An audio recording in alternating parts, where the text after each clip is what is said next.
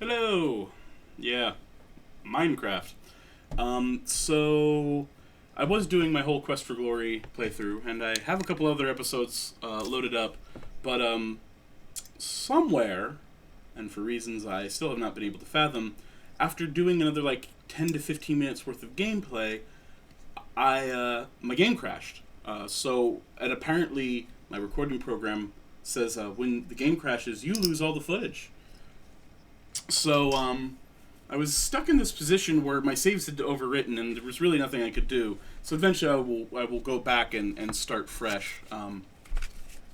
Maybe even start a couple playthroughs at the same time of Quest for Glory, and even research 2, 3, and 4, so I can end 5 and go through that. Well, that's not what I'm here to do today. This A couple of my friends recently got into Minecraft out of nowhere, and so one of the things about doing a survival world that I like is actually kind of scoping it out first. That does sound a little bit like cheating. The thing you gotta realize is if you do a Minecraft world, the problem is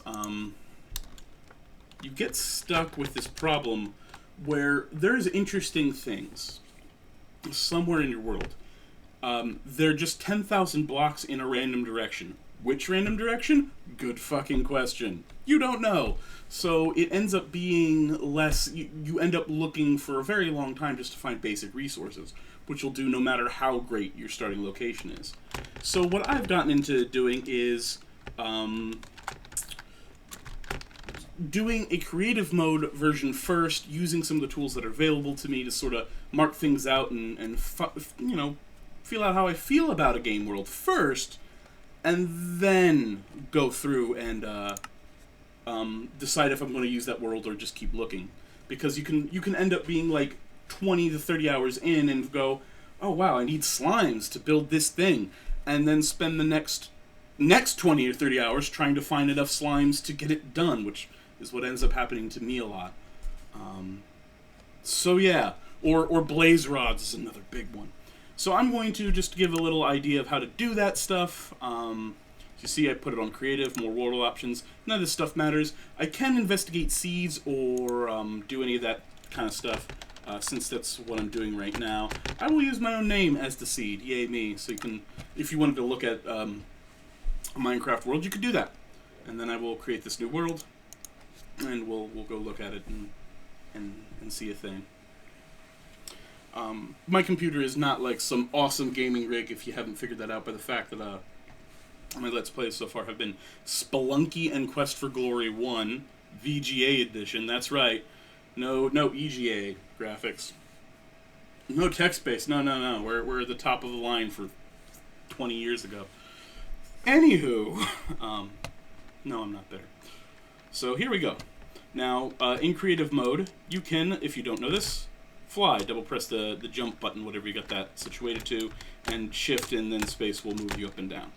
So, first things first, I'm going to go into my inventory, and in slot number 1, I'm going to take the 8-minute version of a night vision potion, and there's a reason for that. I'm going to take the beacon. I'm going to, and this is me using my own system of priority, but you can use whatever works for you. I go iron, gold, and diamond blocks. We'll see why in a moment. And then I go. I get a red glass block. I get a blue glass block. I get a yellow glass block, and I get a black glass block. And we'll see what that is. So my spawn point was here ish. The thing about beacons is they need at least a 3x3 square of iron, gold, diamond, and I think emerald or lapis lazuli blocks. That's what they need in order for them to function in the way that they do. Normally how they function is that they create a beam of light, and it gives them a power, like haste and speed, depending, or a variety of different powers based on the stack of the how big of a pyramid you've put them on, what kind of item you've used to charge it, all that stuff. In this version, however, I don't need any of that crap. What I need is markers that explain to me where I am and where everything is in relation to it. For my starting spawn point, I do a nice big old thing of this and here. So from quite a distance away, you can see this black and white beacon. This is my starting spot, so I will always know it. I never have to do anything to find it. Now I'm going to drink a potion of night vision.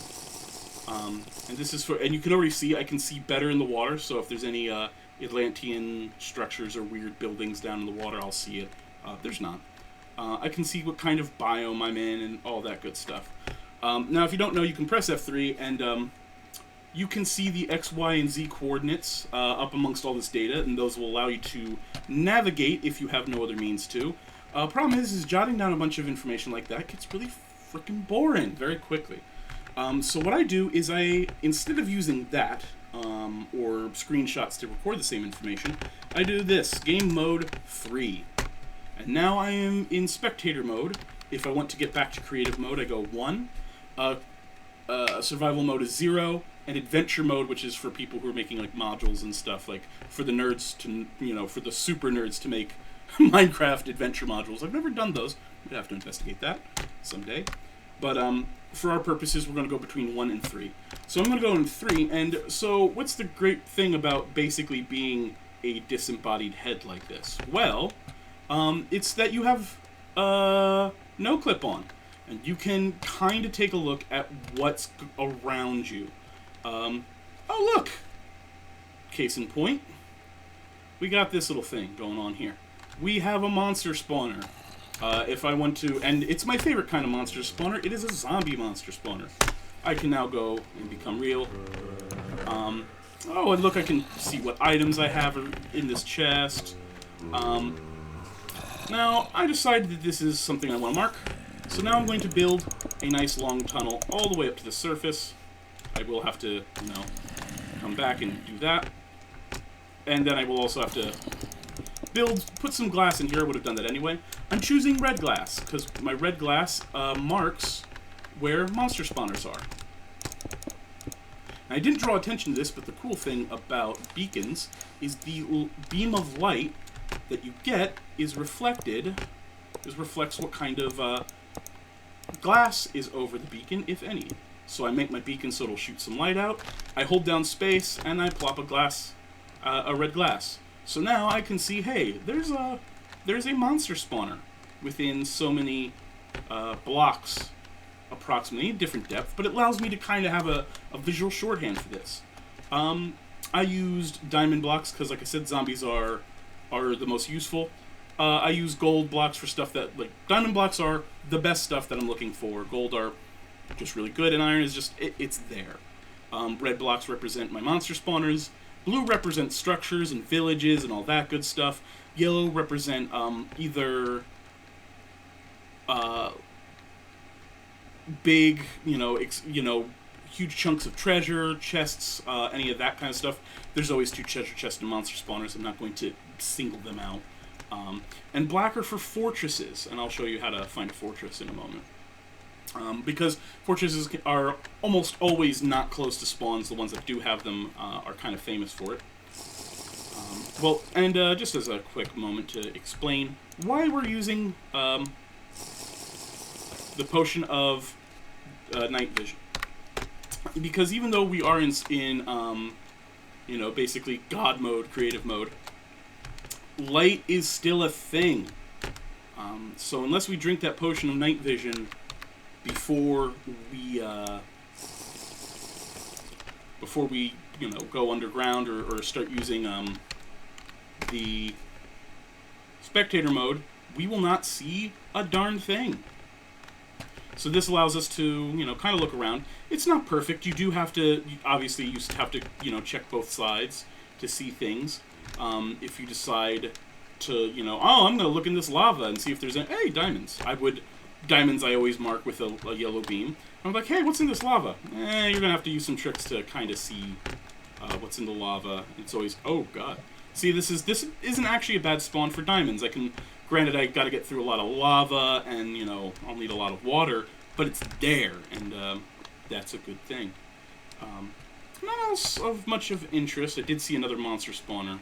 I'll see if I can quick find that again.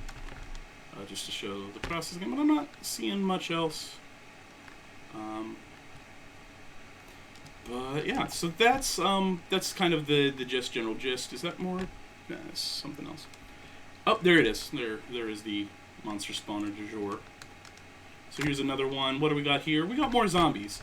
I'm already at the 10-minute mark. Woo. So here we go. Ooh, protection. But so again, growl. Anyway, and oh, that's the other thing I need to show you, because as you can see, we can only see so much from our spectator view, even though it is pretty damn handy. Because we're using a transparent block here, what we can do, and I'll show you that in a moment. Man, this was down here.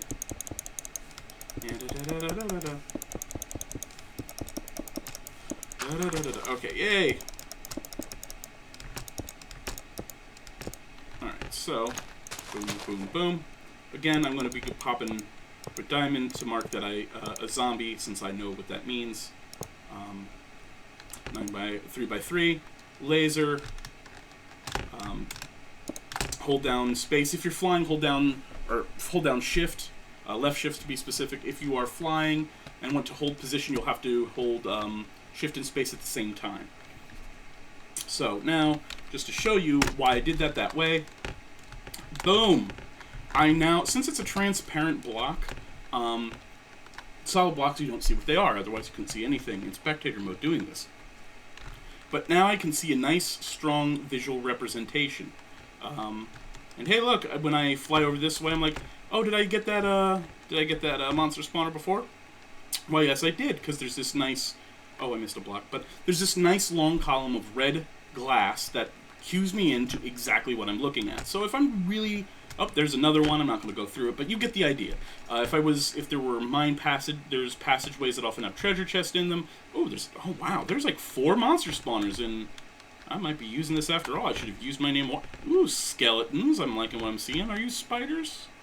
No, 2 skeletons and 2 zombies. I'm digging that. But you know, if you're curious, you can check yourself. You know the key. So the Nether is another thing you need to look for, and another thing you need to worry about. And for those who are still noobish and don't know, you can build a pathway to the Nether using obsidian. This is the only way I know of building a pathway to the Nether. And a source of fire. There's many ways to do this, but the easiest and simplest one to explain is go a 4x4, I think is the minimum. Yeah, 4x4. 1, 2, 3, 4. 1, 2, 3, 4. It takes 12 blocks altogether, or 10 actually, because what you can do, if memory serves, is pop out the corners. Did I make it? No, I didn't make it long enough. Sorry, I'm too busy talking, not recognizing. So you don't need the corners, you just need the frame. So that is a 10 blocks of obsidian. Bam! Portal to Nether. So you're going to hop in this, and this you want to build around your spawn point, because it gives you the most centralized location to guess where your Nether portals are going to go. There is an algorithm, like the Nether actually... Distance doesn't work the same in the Nether. You can build a portal in the Nether to get back to the normal play zone. Yeah, this is bright and obnoxious, I'm sorry. The Nether kind of glows a little ambiently, but it's kind of still hard to navigate without a potion of night vision. Because of the bright coral hue that everything takes right now, it's kind of difficult to navigate with the potion of night vision. But this is how I do. This is a moment where I am going to take the general coordinates. Let me see, I'm in the 80s, I'm at 287.21, alright. So that's going to give me a good idea, because beacons will not work in the Nether, and I'm really not looking for much.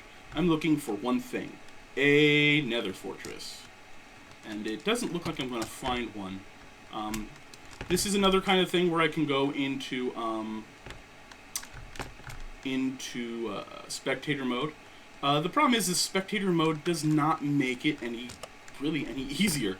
Oh, cool, we have a portal. This nether brick stuff, this red stuff that's all over here, is what I was talking about.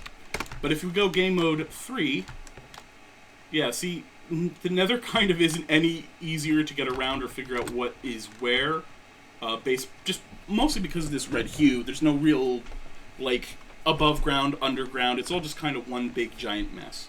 But there's two things that occur in nether fortresses, and they are the most important things that you'll find in the nether. There's other stuff that is important, but it's not difficult to find. This is the difficult stuff. You need blaze rods at some point, and there's another one, but we'll get into that later. There's blaze rods and nether wart. Blaze rods and nether wart are both important for potion making, which is really you kind of need to have on lock in order to really get into some of the end game content, or at least have a chance. If you want to, or just to mess around with potions. This is a blaze spawner. These spawners do not have chests around them, but yay, this fort has blaze spawners. Now we gotta look. Oh, and forts also do have treasure, which you can pop out of, or to look. Oh, a saddle and some crappy gold horse armor. What do you do? So, oh, and that squeaky noise is a horrifying monster that will scream like a child at you, and then oh, good, nether wart. So nether wart. That's just a wither skeleton. Don't pay him attention to him. He's definitely not related to any in-game content, which I've never been able to achieve. Beat the Ender Dragon once. Well, some more stuff. So anyway, I do now know that there's a nether fortress not too terribly far, a couple hundred blocks away from my starting location. So, but it's going to be kind of a pain in the butt to get back to my nether portal, to get back into reality. I could build another nether portal, but then I might not, be where I want to be. So instead, I'm going to remember, what was that, 27, I think? I'm going to use TP and then the XYZ coordinates from before, and... Oh, hello! How you doing there, portal? TP will allow you to teleport back to your location. So that's really super handy. So you can then figure out where a nether fortress is. Nether fortresses are probably the most difficult things for me to ever find. And they have such vital frickin' things. This is probably why, more than any other reason, I started looking around and searching out these, like basically exploring the Minecraft world I was going to play before I played it. Because if you can't find them and you want to make potions, you can't make potions. It's that basic. Oops. My vision potion is wearing off. So this is an Eye of Ender. Eye of Enders, amongst other things that they're used for, Ender Pearls allow you to teleport, observe, throw that, and you appear wherever they are. If you were in a survival world, you will actually take damage every time you use them, but they can be they can be useful to get you out of situations that would otherwise be lethal. If you combine them with, what the heck? Alright, they can be lethal if you teleport yourself into a wall, for example, and start suffocating yourself like a moron. That I would have done just there. But they can be very useful. But if you combine them with blaze powder, which I will not, or no, it's magma powder, fire powder, I don't remember what it is. What is the name of that stuff? Oh, go look it up on Wiki. But there's a way to combine them into making an Eye of Ender, which has a number of uses. One of them is, let's see if we can, is showing you where an end fortress is. End fortresses are things that you can find in the game world that unlock to the Ender Dragon and some other end game content. You release them, and they float away, and they point in the direction of the nearest end fortress, which with its end portal. The problem is in creative mode, whenever you use one of these pearls, has a chance of breaking, and ender pearls aren't exactly easy to get, so this is how you kind of hedge your bets a little bit, a lot of it, and, try and figure out where they are. Is that a... What the heck is that? Oh, that's just a... That is a... I once was a townfolk zombie. Got some horses here. And every now and again I just release a couple pearls, travel a little bit further, release a couple pearls. Because as soon as you pass it, they will start teleporting behind you, and you can travel for a very long distance and not realize it. Once you're close to the end portal, it will... also looking for Atlantean fortresses just to see. And if you had any questions about my... how much I do not have a gamer... You know, a super gamer rig. Behold my poppin'. Jeez. Chunk, chunk, chunk, chunk, chunk, chunk, chunk, chunk, chunk. Alright. How many minutes am I going to be? Oh, did I pass it already? No, I didn't. There we go. So, those are Endermen, by the way. Newbies, get prepared to be, like, if not spooked, at least seriously annoyed. Oh. Floating trees. Alright, cool. As you were, Mr. Floating Tree.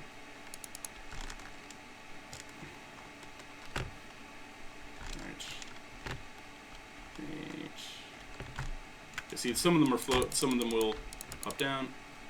You have to wait for the pearls to kind of catch up, because they don't spawn in as soon as you throw them. So I have to kind of... Sometimes I'm not sure if I've thrown them or not. That could just be the result of my gaming PC being meh, but I don't know. So, hold on. Erg. I'm hoping, and as you can see, I started around in the negative 200s. I am now negative 1,551 and negative 165 in the other direction. So I've gone 1,500 blocks, well, a little under that, and still not hit it. So if I get to, like, you know, 4,000. Wait a minute. Is this... Oh, I think I passed it. So we're 1,000 blocks away is not actually that much, all things considered. So now I'm launching my salvos of little pearls, and... Oh, they are dropping! That is an indication they aren't floating up first. They're dropping, so I am close. And, so we know it's down here, and... Bada bing, bada boom! It is an end fortress. I'm not going to talk about this much because I don't want to spoil anything. But these are important things to find as well. They've got treasures, they've got libraries, they've got all sorts of useful stuff, and they contain material that lets you get to the end of the game, or like the end of the content where there's neat stuff like flying glider wings and, you know, strange monsters that make you float and then die by fall damage. No, really, that's a thing. I kind of think it's brilliant. And also sadistic. But this is how I explore a Minecraft world. Oh, this is a big end fortress. Seriously, look at this thing. This is gargantuan. I love it. Is this like 2 end fortresses? Do they spawn on top of each other? Well, anyway, sorry for my rambling. But this is how I kind of check out a spawn point. Maybe I'll start going through some of the various... spawn seeds that I have used, or spawn seeds for worlds I like, and we'll go in through and I'll show you what's neat, and show you what's out there, like igloos and towns and all that. So, but yeah, this is Harrison K. Hall just showing you how I do, I guess. Oh, look, it's got a mine shaft too. Man, my name makes neat stuff. Just saying.